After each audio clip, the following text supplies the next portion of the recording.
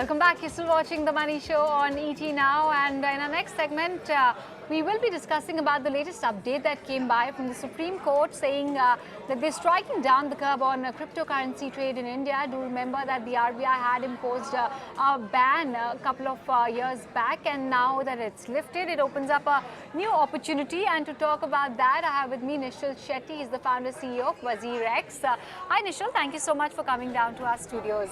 Like I said, now that the ban has been lifted, it does open up a new avenue for people to invest in and to earn more money and to perhaps own.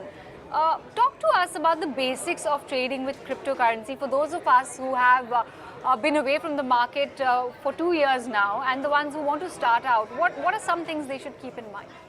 I think the first and most important thing is crypto trading. You need to make sure that you are well researched in the kind of cryptocurrencies that you want to invest in, because there are hundreds and thousands of cryptocurrencies out there.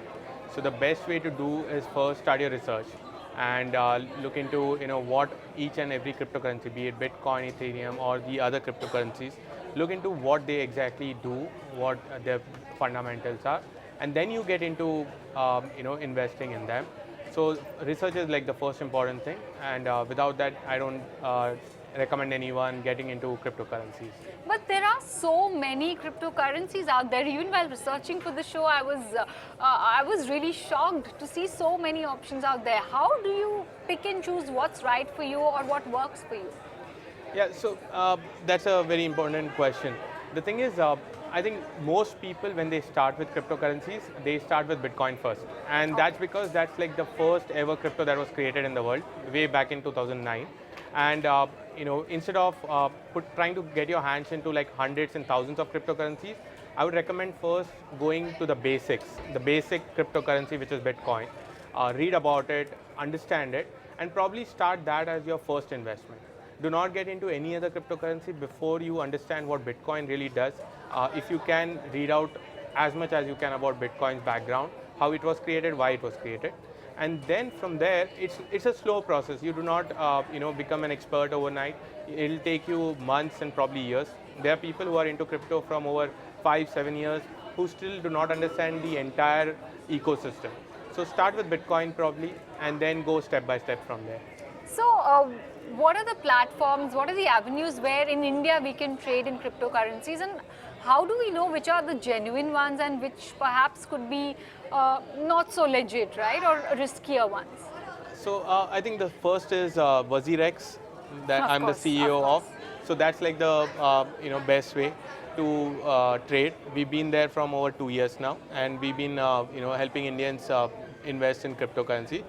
And there are quite a few other platforms as well. But I think the best thing is if you look into the background of the teams. I think the most important thing is you need to look into the background of the founders. Like in my case, I'm very active on Twitter. I actively engage with the audiences. So to prevent and to save yourself from any kind of scam, look into the backgrounds of the founders of these exchanges that you want to trade in. If they're proactively discussing and talking to the community, then I think that's like the best way to go forward. If somebody asks you, why should I trade in cryptocurrency? I mean, what is wrong with other asset classes, so equities, there's gold, there's mutual funds, etc., real estate and so on. Why should one look at cryptocurrencies, given that already it has been tainted a little bit? Now that the ban is lifted, of course, it's clear once again. But people are a bit wary still. Why is that, and how to get over that apprehension? Look, if you look at cryptocurrency, they're like the new age asset classes. Yeah. You can think about them as the future of an asset investment that you can get into. You definitely have traditional investment vehicles, but what happens if cryptocurrency becomes a globally accepted asset class? You have the opportunity to be one of those early movers. When you talk about gold and land and everything, these have been asset classes that have existed for many, many years.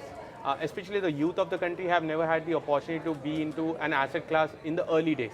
So when we look into digital assets, we see them as an opportunity to be like the first movers. Now, whether this will end up being a recognized and accepted asset globally, only time will tell. But if you look at the history of technology, when something really works in the technical aspect, it really, the adoption curve always jumps up really fast. So I think this is probably the biggest decision, whether you believe it will be accepted in the long term. And personally, me and a lot of other people who understand the technology believe that this is like the future asset class, and we need to be invested at least a little, if not a lot. So typically, how much can one have the exposure to if they want to have an assortment of asset classes in their portfolio? How much would you recommend for a beginner to be exposed to cryptocurrency in the beginning? What's the kind of returns they should sort of expect on a conservative side? So I think, see, there's a popular saying in the crypto world that if you're ready to lose everything, then be invested. So do not put your money if you are not ready to lose it. The fundamental reason being, it's a very, very new asset class. It's not seen any down cycles yet. It's seen little small up and downs, but it's not really seen, there's no history behind it. So do not put more than what you can afford to lose. And I think if you look at returns, in terms of what returns can you expect, it's been wild. There have been cryptos that have given 1000% returns. Bitcoin has been the asset class which has given better returns than any other asset class in the last 10 years. So you might get great returns, but I would say do not invest more than what you're ready to lose, because it's a very new asset class right now.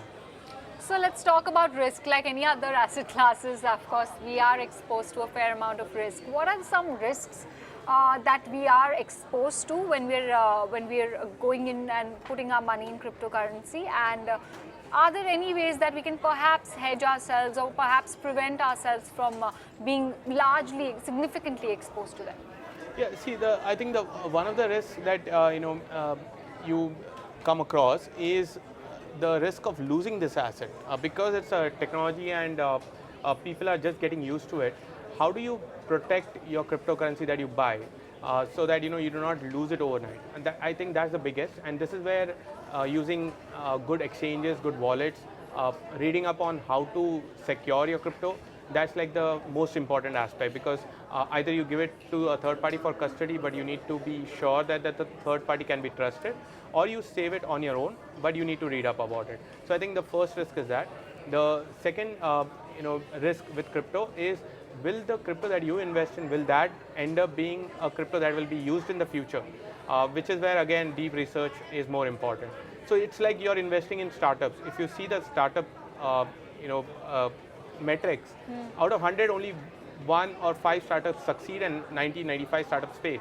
This is exactly how cryptocurrencies should be viewed right now. Okay. Well, Nischal, thank you so much for enlightening us about the world of cryptocurrencies and how one can sort of diversify their portfolio and perhaps look at investing their monies in cryptocurrencies as a good investment option. With that, thank you so much for coming down.